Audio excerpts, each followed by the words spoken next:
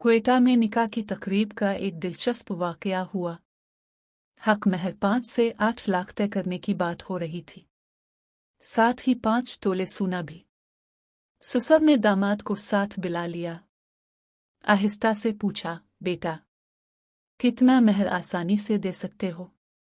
दामाद ने कहा, जो आप लोग मुकर्रर करें, मंजूर है, लेकिन अगर ज्यादा कोशिश करूं तो 2 लाख दे सकता हूं। ससुर ने निकाह खां को कहा, महर 1 लाख होगा। फिर सोने के बारे में पूछा।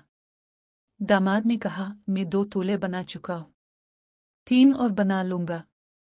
ससुर ने सबको कहा, सोना 2 तोले होगा। अजीजो अकारिब नाराज हो गए, कहने लगे, इतना कम महर और कम सोना क्यों?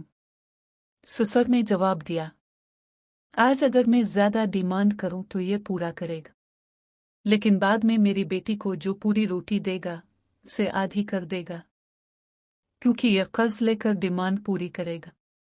मैं चाहता हूं कि मेरी बेटी बाद में आराम और खुशी से रहे।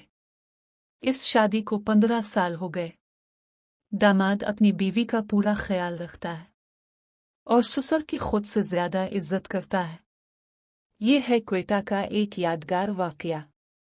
वीडियो अच्छी लगी हो तो लाइक करें।